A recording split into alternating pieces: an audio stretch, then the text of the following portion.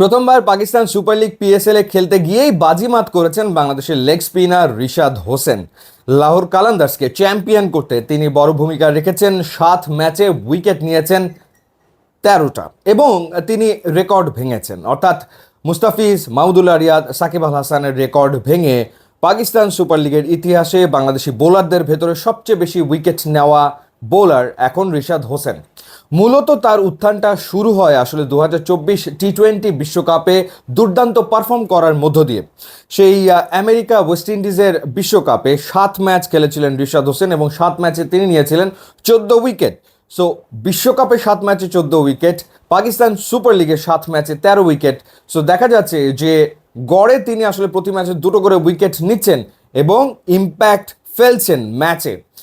এবং সেই ধারাবাহিকতায় আরও একবার বিগ ব্যাশের দল হোবার্ট হারিকেন্স, যারা সবশেষ আসরে রিশাদ হোসেনকে দলভুক্ত করেছিল ঠিকই, কিন্তু রিশাদের খেলা হয়ে ওঠেনি দুটো কারণে। একটা হচ্ছে যে বিগ ব্যাশের সাথে বাংলাদেশ প্রিমিয়ার লিগ বিপিএল এর টাইম ক্ল্যাশ করেছিল এবং একই সাথে বিসিবি থেকে এনওসিটা তিনি পাননি, সে কারণে বিগ ব্যাশে তার খেলা হয়নি। হোবার্ট হারিকেন্স চ্যাম্পিয়ন হয়েছিল গত আসরে, এই আসরেও তারা আসলে রিশাদ হোসেনকে দলে রেখেছে, তারা রিশাদকে দলে রেখে দিয়েছে। এখন দেখার ব্যাপার যে এবার আসলে বাংলাদেশ ক্রিকেট বোর্ড থেকে তিনি এনওসিটা পান কি না। এছাড়া এর আগে কানাডিয়ান টি-20 লিগেও তিনি দল পেয়েছিলেন, সেখানেও আসলে ভিসা জটিলতার কারণে তার খেলা হয়ে ওঠেনি। কিন্তু বোঝাই যাচ্ছে যে বিশ্বব্যাপী ফ্র্যাঞ্চাইজি টুর্নামেন্টগুলোতে রিশাদের চাহিদা কিন্তু ডেফিনেটলি দিনকে দিন বাড়ছে। যদিও তিনি বিগ ব্যাশে যেতে পারেননি, কিন্তু ঠিকই যেই দল তাকে নিয়েছিল সেই দল চ্যাম্পিয়ন হয়েছে। আবার না যাওয়ার কারণে বিপিএলে তিনি যে দলে খেলেছেন অর্থাৎ ফরচুন বরিশাল, তারাও চ্যাম্পিয়ন হয়েছে। সো ডেফিনেটলি ফ্র্যাঞ্চাইজি দলগুলোর জন্য রিশাদ লাকি চার্ম হয়ে উঠেছেন। Barishal champion, Lahore Qalandars champion, Hobart Hurricanes champion. So আরও একবার হোবার্ট হারিকেন্স তারা আসলে রিশাদকে দলে রেখেছে।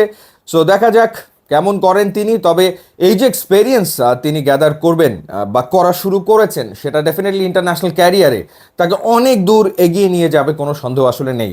হাতুরু সিংয়ের অনেক খারাপ দিক ছিল, কিছু ভালো দিকও তো থাকে মানুষের। ডেফিনেটলি হাতুরু সিংয়ের কারণেই রিশাদের ক্যারিয়ারটা ফ্লারিশ হয়েছে, নাহলে কিন্তু রিশাদকে হারিয়ে যেতে হতো। হাতুরু সিং নিজে রিশাদকে পিক করেছিলেন এবং তিনি তাকে ম্যাচ খেলার সুযোগ করে দেন, যার কারণে কিন্তু রিশাদ নিজের পারফরমেন্সটা আসলে দেখাতে পেরেছেন ন্যাশনাল টিমের হয়ে এবং পরবর্তীতে তিনি ডাক পেতে শুরু করেন বিভিন্ন ফ্র্যাঞ্চাইজির দলগুলোর কাছ থেকে। সো রিশাদের জন্য শুভকামনা থাকলেও। ইউটিউব, ইনস্টাগ্রাম লিঙ্ক দেওয়া আছে, আপনারা যোগ দিলে খুবই খুশি হব। And thanks for watching.